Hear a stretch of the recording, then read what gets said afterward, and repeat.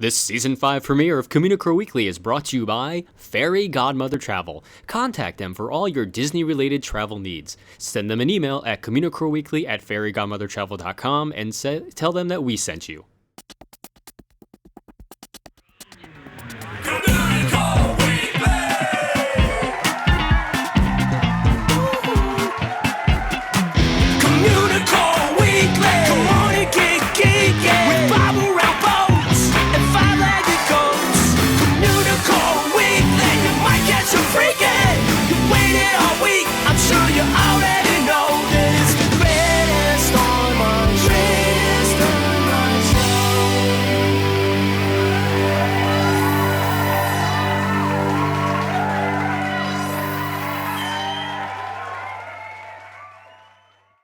Hello and welcome to Communicore Weekly, the greatest online show and home of the world's first pair of independently born identical twins. I'm George. And I'm Jeff. And it's the Season 5 premiere of Communicore Weekly. Wow. We're here. Yeah, I was going to say something else. I was trying to remember, how many seasons did Lost go? Was it 7? They went 6. They went 6. They went 6 seasons. Okay. We're at Season 5. And Community was 6 seasons, That's but not true. a movie yet, so who knows? But not a movie yet. But we've done 5 seasons in a musical? Hey, you know what, dude? That's I'm going to go with that. Hashtag 5 seasons in a musical. 5 seasons in a musical. And for those of you guys who, for some reason, don't know, yes, we did Communicore Weekly, the musical. Please search iTunes, And it was Spotify, spectacular. Amazon. It's amazing. It's 45 minutes of hilarity and amazing songs by the Communicore Weekly Orchestra, of course, Andrew and Steve. And it's amazing. We get to battle Michael Eisner for the Magic Kingdom. And how many people could say they'd done that? I know. Well, maybe like Jeffrey Katzenberg. But aside from that, nobody else can say that they battled Michael Eisner. We should have had him guest star on the musical. I didn't even think about that at the time. We're just so focused on Eisner all the time. It's just all about him. That's true. Yeah. Anyway, we have a full show for you, and then we have 2 announcements at the end of the show, so stay tuned after the 5 Like a Go. Don't just turn it off like you usually do, guys, because I know that's what you do. Stick around for a few minutes, please. But I think we should jump into that history segment. We should not gallop into the history segment. No, saunter. I don't know. God. How do goats move? My head hurts. Okay, never mind. It's time for Disney History.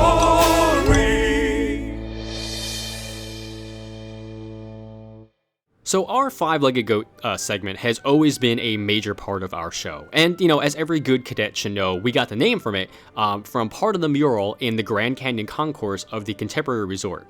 And this mural is really an awe-inspiring sight. And, it consists of over 18,000 fire-glazed ceramic tiles, and it covers all 4 sides of the elevator shaft, and it's 9 stories tall. I mean, it's incredible. There's really tons of little whimsical details within the mural, but of course, the 5-Legged Goat is the one that we all know the best, and it just stands out the best. And the mural is this great work of art, and it perfectly showcases the style and the flair of one of our favorite artists, Miss Mary Blair. For over 30 years, Mary brought a modern sense of style and coloring to the Disney films and parks. Her work managed to feel both strange and familiar, off-kilter yet classic, and always vivid. And within the contemporary mural, guests can see some resemblance to styles and themes to Disney films of the 40s and the 50s, along with the colorful environments of her most famous work, It's a Small World. While born October 22nd, 1911 in McAlester, Oklahoma, Mary Brown Robinson moved to Texas shortly thereafter with her family. And she spent a lot of her childhood there before moving to California in her 20s. And she studied at the San Jose State College before actually winning a scholarship to the Chouinard Art Institute, which we've talked about before, where many of Walt's animators received their training. She spent the 1930s painting in oils and watercolors, working in a sort of impressionistic style in this, of the serious art world. And she actually worked temporarily as an ink and paint girl in the UB Iworks studio to help pay her bills. Shortly after college in 1934, Mary married Lee Everett Blair, who also worked at the iWorks studio. Lee became an animator for Disney in 1939, and Mary followed him shortly after that. In 1940, working as a color stylist, making sketch paints for animated projects. And she worked briefly on Dumbo, an early version of Lady and the Tramp, and an early sequel to Fantasia, even though the sequence she did work on would not be released until Fantasia 2000. But it was during this time that she would become a serious and challenging visual artist and one of the most enduring influences on the company's style during that era. So even though she left Disney for a little bit, she returned in 1941 to become part of the infamous El Grupo, the contingent of Disney artists who traveled to Latin America on the Goodwill Tour. And at the same time, they were gathering material for films that would come out of the tour itself. Saludos Amigos, and of course, my personal favorite, The Three Caballeros. You mean that ride in Mexico? Exactly. Okay. With the birds that they just stuck in there. Yeah. So the watercolors that Mary painted led Walt to assign her as an art supervisor for both the films. Her influence is pretty strong on both films, especially in The Three Caballeros, with the Bahia train sequence being the most evident. It's the one that has, colorful rain. The train track just reduces these really weird geometrically unsound shapes, and it just runs amok on the tracks through the stylized and abstract mountain passes and jungles, which sometimes were just merely outlines on this really black velvet. And later, in contrast to that style, we see more of her other stylings during the Las Posadas sequence with her children with overly round and overly large faces. And while the scene is very simply animated, it's her work that is on full display. It's the simplicity of it's really quite stark and, memorizing in contrast to the rest of the film.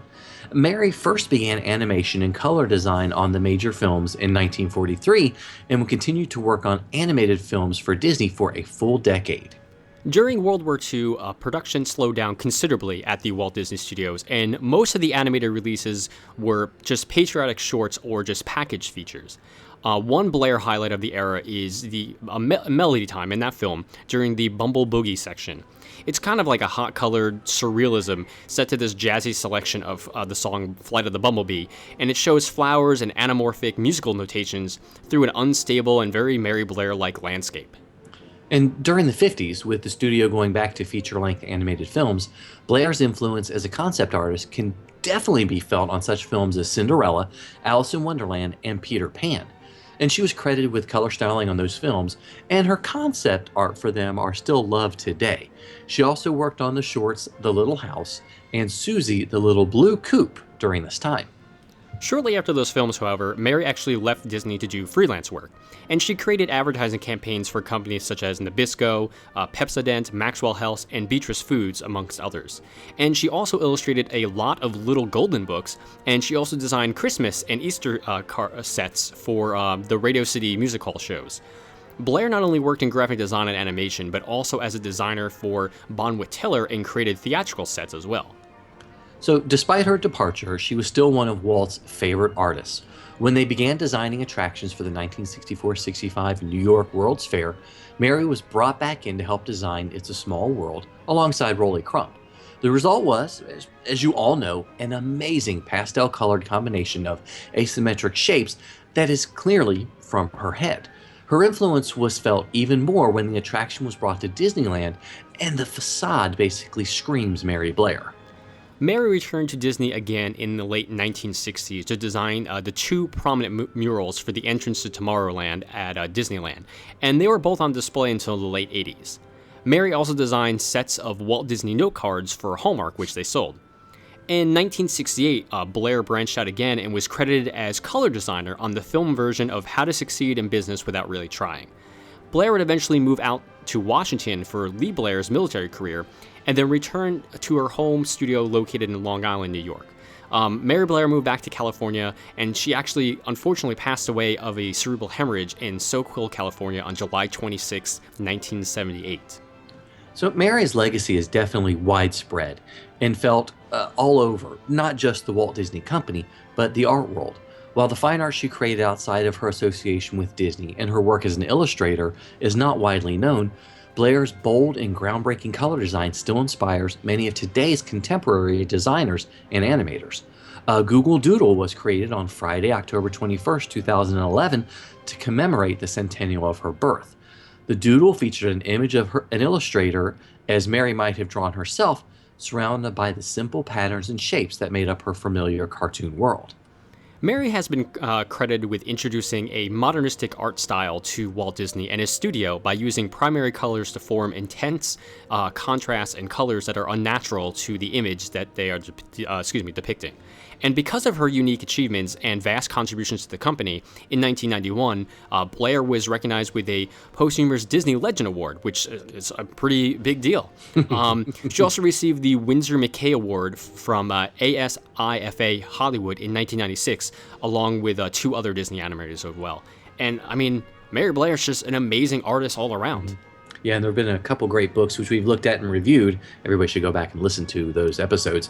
But we would really love to hear what your thoughts on Mary Blair, your thoughts on the mural at the Contemporary, or the old murals at Tomorrowland that are covered up and still there, or any of the other work that she's done. Give us a call on the Communicore Weekly Goat line at 424-785-4628, 424-785-GOAT. He's a nerd, he's a geek, but we all like to hear him speak. So listen up to the words from his speech. It's George's Book of the Week. This week's book is Star Wars Lost Stars by Claudia Gray. And this book came as part of a larger review pack from Disney Publishing Worldwide. I didn't know much about it, but hey, give me a Star Wars book and I'm gonna read it because I love it. And you know, since Disney has taken over all things Star Wars, the books have been nothing short of fantastic, except the Battlefront book was kind of weird, which Jeff and I both agree on that one. Yes, we do. Yes. And since The Force Awakens has turned out to be a magnificent return to the series, we're going to see a lot more interest in Star Wars books, so I'm very, very excited. And this is part of the journey to Star Wars, The Force Awakens, and there are some Force Awakens stuff in there, which is cool. Okay, so as I said earlier, I didn't know much about Lost Stars, but I was hooked within the first few pages. The book starts about 8 years after the fall of the Old Republic on a planet called Jellicon. I hope that's how I say it, or probably Jalukan, knowing them. And we meet 2 children and their respective families. Sienna is from what's called the first settlers of the planet over 500 years ago, and they were cast out from their home planet after a civil war. And the first settlers sort of believe in family and community and keeping their word. And the second waivers arrived about 150 years ago and was much more into modern tastes and needs. Like they had to have the latest iPhone, definitely. They had iPhones? Well, yeah, but they were called like Force phones or something. Oh, okay, fair enough. You know, and obviously there's a disconnect between the two societies, and this keeps most of the novel moving through its paces. I was immediately drawn to the Romeo and Juliet-like story of the novel, and I don't want this to turn anyone away. It was still a lot of fun. And, you know, it's sort of like the overarching theme is that the 2 friends grow up together by learning how to fly, because that's their dream. Not like with their arms and like spaceships and stuff like that, because that would be kind of weird. And, you know, they want to go to the Imperial Academy. And, you know, for most of the galaxy at the time, the Galactic Empire is still seen as the best way to go. You know, 2 thumbs up. Not really, but that's okay. Not going to give away too many spoilers because I don't like to do that. But Thane and Sienna, the 2 characters, find themselves competing amicably at an Imperial Academy until a certain situation breaks their friendship. And the rest of the novel sort of follows both of them as they experience different parts of the conflict between the Empire and the rebels. And it was pretty neat to see, well, no, not neat, that's the wrong term, eye-opening in a different way to see the rebels painted as terrorists, even after the destruction of Alderaan by the Empire. Sienna follows her honor-bound decision, like her family, and Thane reacts more on an emotional level. And they do find themselves in conflict emotionally and morally throughout most of the Star Wars book, The Lost Stars. Okay, so I really liked reading how both of them were at the nexus of all the major battles and incidents of A New Hope, Empire Strikes Back, and Return of the Jedi. They also run into the major players of the films and interact on crucial levels with them. You know, I really loved how Thane and Sienna were always on the edge of the films, and, you know, they were part of them, but you never really would see them. And it sort of reminded me of the wonderful, wonderful Phineas and Ferb Star Wars episode, which was incredible. Some people will say this book is a teen romance, but to me it was so much more than that. It's an expansion of the films of the original trilogy. Gray is able to pull back the curtains ever so slightly, and we sort of see how the battles came together and what brought about many of the conflicts. Also, it's amazing to see characters like Darth Vader, Grand Moff Tarkin, Admiral Akbar. Where's our book? Yeah, it's good. And others from the viewpoint of sort of like the rank and file. Here's how the rank and file military would have seen them, so to speak. And, we all know about Vader and the Emperor, but the general population of the galaxy, they're the leaders and enforcers of the peace, which was interesting. And, at one point I had a history professor who said that all of history is written by the important people and, the wealthy, the powerful, and the victors. And to me, seeing the monumental Star Wars events from the original trilogy through the eyes of normal people was really exciting and quite wonderful. So if you're a Star Wars fan and you love the original trilogy, I think this is a book you're really going to get into. It's called Star Wars Lost Stars by Claudia Gray. You don't know what you know till we know you. You just don't know. Here's one little fact we bet you didn't. One little fact we bet you didn't know.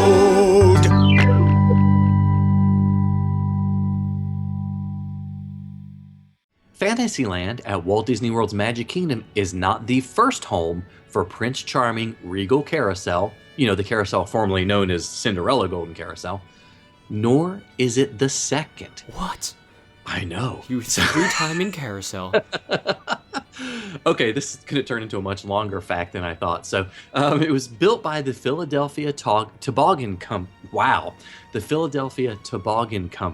in 1917. And the carousel was built for the Belle Isle Park in Detroit. And sometime in 1929, it was moved from the Belle Isle Park to Olympic Park in New Jersey. Now, the Olympic Park closed in 1965, and Disney bought the Liberty, as it was known, and moved it to Florida. And at the time, it was considered one of the largest carousels in the world. Now we know you. Sometimes you might see it, sometimes you don't. Hey, look, what's that? It's a five-legged goat. So, like George was saying when he was just reviewing Lost Stars, the Star Wars fever is literally at an all-time high right now. It is. I've got a fever of 7. Really? A fever of episode 7. Maybe you need more cowbell. Some space cowbell. Anyway, so it's so popular that the Star Wars launch bay opened on both coasts at Walt Disney World and at Disneyland Resort. So for this week, we're actually going to be looking at the one located in Disney's Hollywood Studios, America's favorite half-day park at Walt Disney World. So there is a section in there. I haven't been there personally, but I've seen photos, but there's a door, and there's some junk in the doorway, or so you think, but it's all hidden behind all these wires. You can't actually go through the doors, but you can see everything. And above the door, it says Lost and Found in Arabic, which is the standard written language of the Star Wars galaxy. Mm-hmm. So obviously, all the junk is stuff that people lost throughout the entire galaxy, right? Why do we care about that? Well, because in Star Wars Episode 7, The Force Awakens, when we do see C-3PO, he has a brand new red arm. And we're all like, dude, what happened to your old one? Where did it go? There's no explanation. So when you glance at the Lost and Found, you actually see the missing golden left arm. It's in there. Thank the maker. We don't know how it got there, what happened, but we know where the arm is. Maybe someone just needs to reconnect it to C-3PO. J.J. Abrams is scary. He is scary. I don't know. It was probably in the hatch, and 3PO had to enter numbers every 108 minutes, and he forgot, so they took the arm off. Yeah, that's what I think it was. So, okay, so as we mentioned at the top of the show, we've got some announcements. And for the first announcement of Season 5, we've decided to continue the Year of a Million or So limited time cadets. Hooray! So to further its resemblance to a certain ad campaign a few years ago, the year will extend a little further into 2 years for maximum number of cadets to actually get prizes. Fairy Godmother Travel, one of our wonderful sponsors, will continue to give away an awesome Disney prize pack every other week, while the other weeks will continue to have more sponsored prizes and prizes from our own collections. I'm not sure what I'm going to give away because I mean, I got a couple of things I was thinking yeah, about. we can find some things. So, because of course, we have to send out all of these to the greatest cadets ever. And I was thinking maybe we should just change to the years of a million or so limited time cadets. It's too many S's. We can't afford that many S's. That's true. That's not on our budget. Not on our That's budget. like 3 S's or And 4? it's just really hard to say. I'm going to forget. Yeah. I trained Okay. myself a certain way. Good. Anyway, so the second bigger announcement, and this one is kind of going to come as a surprise to a lot of you. After a lot of thought and discussion, we've decided that Season 5 will be the last season of Communicore Weekly. What? Oh. You didn't? No, I'm just kidding. Don't do that to me, George. Awkward. What do you mean you didn't? You didn't tell me. Oh, man. For the last 4 years, we brought you this theme park history with our own unique, zany twist, week in, week out, and we've never missed a week, and we don't plan to miss a week, but it's a lot of work to do. And also, there are only so many topics we can cover, and so many histories to bring you, and so many books to read for the weekly review. Why do we call it Book of the Week? Anyway, so we've decided to take the Seinfeld route and end the show on a high note while we're still doing quality work. Well, questionable, but still. We don't want to find ourselves in year 8 covering the history of the bathrooms by the runaway mine train in Six Flags Over Texas, even though that is something very Communicore Weekly. It's something that we do. But we'd rather bring you the topics that we find interesting as opposed to scraping the bottom of the barrel some weeks to find new things to talk about. And, this wasn't in no means, an easy decision to make because we love each and every single one of you, and we both really enjoy doing the show. But we feel that at the end of 5 years, we'd have covered a very significant portion of not just Disney history, but also theme park history as well. Mm-hmm. And on top of that, like I mentioned, it's a lot of work to do the show every week, and there are other avenues that we'd like to explore, both, in theme park stuff and other areas not relating to theme parks as well. What is there besides theme parks? Yeah, exactly, George. Oh, okay. And as much as we both love doing it, it's almost time to move on. Not yet. We've never been a normal show. I mean, no. we don't have to tell you that. You guys know that. We've kind of always been the weird redheaded stepchild of the Disney and theme park community, and we're totally okay with that. I mean, we really like that identity. That's how we flourish. If we were a news and happening show, we can theoretically go on forever, but because of the nature of the show overall, we like to end things on our own terms, not just like, bathrooms. We want to end things on our own terms, not just because, turn it into something else to sustain the show. That would be a confusing show. Communicore Weekly, ending on our own terms. Well, Communicore Weekly, we'll turn anything into a t-shirt. So what exactly changes from here? Well, honestly, nothing. Communicore Weekly will continue every week, just like usual, and you won't really notice a change. Really. We will, however, be counting down to the end from here on out. And, almost since the beginning of the show, every season of the show has had a theme in some way. However loosely fitting that theme may have been. The first season, we'll just call that the beginning. We didn't really have an official theme. We were finding our footing. We're going to call it A New Hope. We'll call it Communicore Weekly Season 1, A New Hope. That's good. The second year, again, was just the year of serialized stories, and we started to get really crazy, and it culminated in the release of the musical. Yep. The third season was the 50th anniversary of the World's Fair, and our look at it throughout the entire year. And obviously, Season 4 was the year of a million or so limited time cadets, where we celebrated you guys, and we got you more involved in the show, and also really began to look at other theme parks in depth. And so for Season 5, we're going to be billing it as the Final 52. Sounds like a Quentin Tarantino film. It does. Yeah, anyway, so the final 52 are the final 52 episodes of the show, obviously, and the final topics we want to cover on Communicore Weekly. We have a list of things that we will be discussing for our history segments, things that we've always wanted to cover but haven't yet, but we also want to know what things you guys want us to cover. Is there something we haven't done yet that you'd like a history segment on? Disney or otherwise, or even a bunch of small history segments. Definitely let us know, and we'll consider adding it to our list. And while the list is filling up, we're not done with it yet, and we'd love to include stuff that you guys want to hear as well. But we also still want to get you guys more involved, so if you think you're an authority on a topic, we'd love to, have you on. We did it a few times during Season 4 to great success, and we'd love to continue that. And, in all honesty, you and, probably us as well, we're going to forget that the show is going to be ending in 2017 because basically from here on out, it's just going to be business as usual. So it won't even be a thought in your minds. And, that's okay. We don't want to make a big deal out of it, honestly. And it's just a thing. We're still going to be here for another year. Having said that, not wanting to make a big deal out of it, we want to make a big deal out of it and kind of end on a really high note and do something awesome. And, a lot of you guys missed out on the Communicore in 2014 where we took the awesome Adventures by Disney trip. God, it was so good. It was so much fun. And we got so many comments from people going, why didn't I go in this? This would have been great. So we decided, we've been talking about it for a while. We even joked about it during the first Communicore. We'd love to do something to continue that. So this is a good way to end it. We're going to do a Communicore 2, the Communicruise. And is that where we can't get the podcast below 55 miles an hour? I think it's 50 knots when you're out in the ocean. Oh, I get confused. That's what it is. Okay.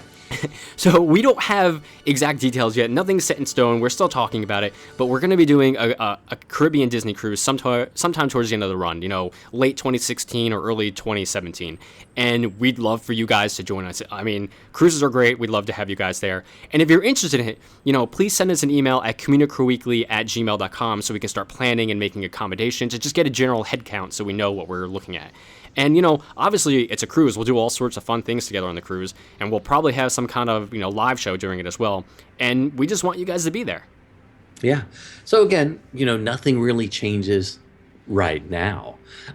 We're still the same old world's first pair of independently born identical twins, and we'll be bringing you theme park wackiness for a very long while.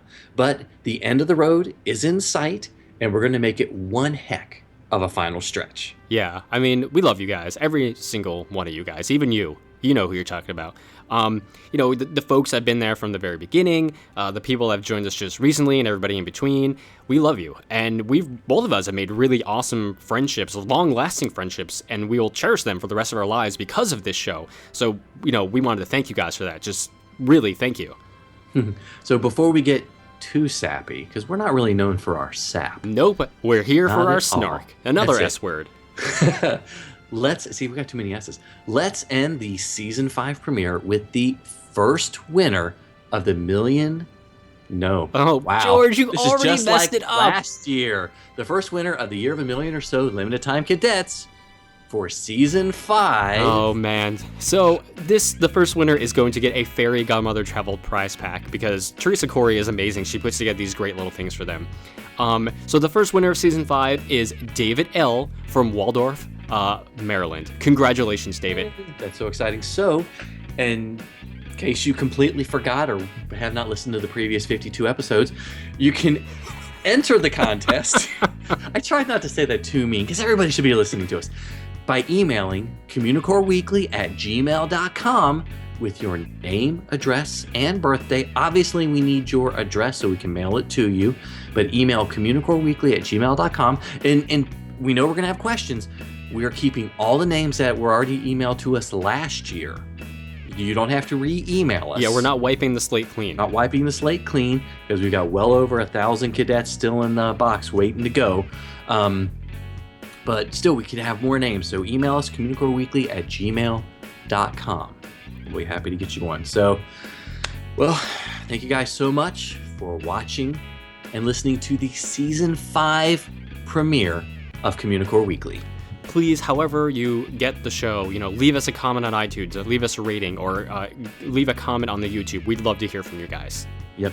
Email us at communicoreweekly@gmail.com to enter the contest, or just say sup, Corey. You can also like us on Facebook at facebook.com/CommunicoreWeekly. And follow us on Twitter and Instagram and occasionally Periscope. I'm at Imaginerding. He's at Jeff Heimbuck. And of course, you can always give us a call on the Communicore Weekly Goat line at 424-785-4628. And if you'd like to flush on your own terms and show the world that you do it, visit communicoreweekly.spreadshirt.com and pick up one of our amazing t-shirts. That was one of your better segues. We need to come up with more like that. I'm not going to lie. Well done, George. If you want your official cadet membership card or Communicore Weekly sticklers, are you still laughing about that? Sticklers. I'm a Communicore Weekly stickler. It took 5 years to get a comment. A compliment. Man. Anyway, Excited. Send us a self-addressed stamped envelope to Communicore Weekly, P.O. Box 432, Orange, California 92856. You just completely messed me up. I'd love to know what a stickler is. Just end the show, please. Okay, so you can always visit patreon.com/Communicore Weekly to find out how you can help support the greatest online show. For Jeff Heimbuck, I'm George Taylor. And for George Taylor, I'm Jeff Heimbuck. Thanks so much for listening, guys and gals. We'll see you next week on Communicore Weekly, the greatest online show.